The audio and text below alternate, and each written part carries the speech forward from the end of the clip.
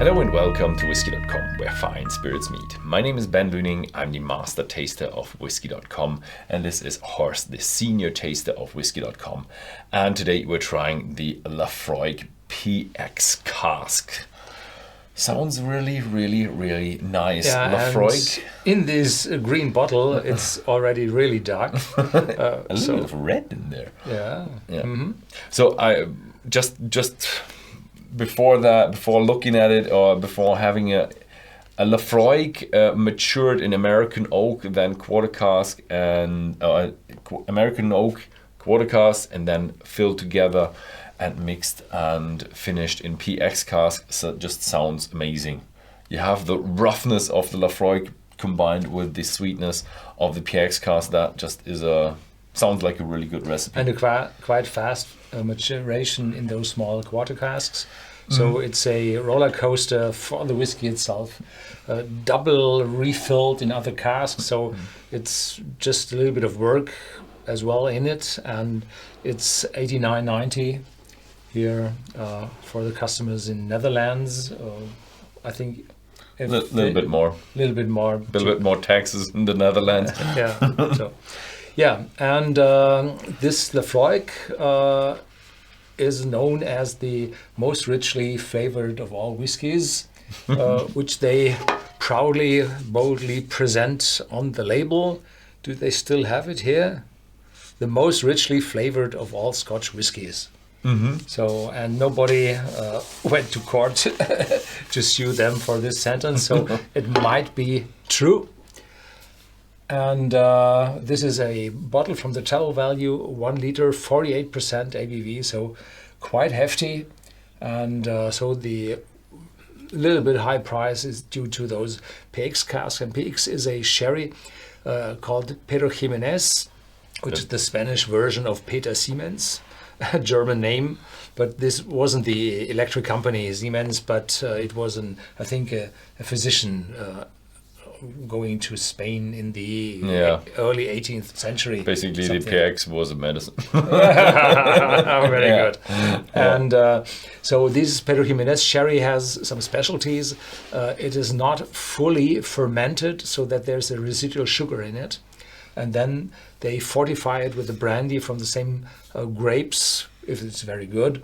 One to those strength of a fortified wine of 20%. Yeah. ABV.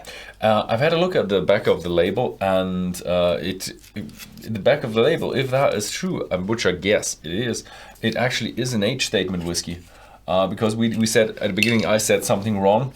It is matured the same way as the 10-year-old, then filled into quarter cask, and then a third maturation and finish in PX casks. 10-year-old, that's exactly on the back. Yeah. But they don't write it on the front. Yeah, it should be then probably a 12-year-old or something like that. If you have two further maturations, at least 11. Oh, yeah.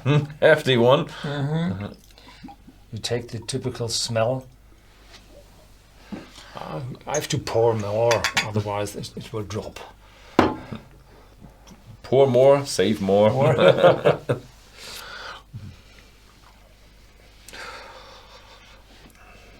Yeah, that's a Laphroaig, definitely. So lots of smoke, hospital smoke, very phenolic. A little bit of sweetness of sherry on the top, but mostly is in the beginning, it's smoke. Takes a while, darker fruits, and a little bit of the alcoholic note. I feel a little bit of coolness in the nose, probably from this 48%. Yeah. Mm-hmm. Mm-hmm. It's definitely a hefty one. It has smoke, it has a lot of sherry influence, a lot of sweetness, raisins, and yes, you said it also, freshness. Yeah, this whiskey has it all. Mm-hmm. It is an intense all-rounder. Yeah, and with a little bit, if you give it a little bit of time in your glass, then you find oakiness as well. Mm-hmm. And then you find these resins.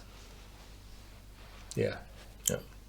What I do love about Laphroaig is when you are at the distillery, which I've been pretty recently, and they have just such a nice campus. It's very nice to be at the distillery, and what I do love is all their maltings. Didn't know that they have so much malt still going into the distillery, and they want to increase that a little bit as well. And it's just amazing to see, and the smoking bit is just so crazy. So I had been at Laphroaig last time 28 years ago. Inside the distillery. Outside I passed several times, but I had no appointment. But I remember as it was yesterday. This still house facing the sea, wonderful. Yeah, cheers. Cheers.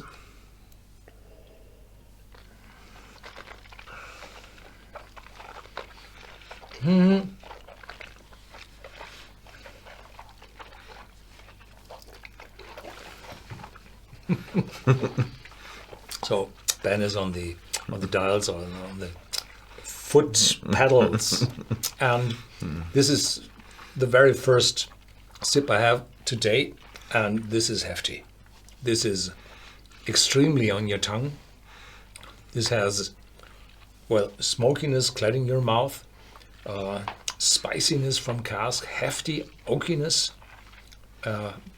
getting drier and richer, and the sherry is there, but it's not that sweet as I had expected from the PX. It's a little bit drier than expected. Yeah. Very, very intense whiskey. Takes all your attention, and it has smoke. It has a bit of a dryness now. Feel in my mouth as well. Probably from the 48% ABV, but it's it has a lot of dried fruits, a lot of raisins. It's a very strong, intense PX cask. So the PX casks, definitely first fill, strong casks. Yeah, but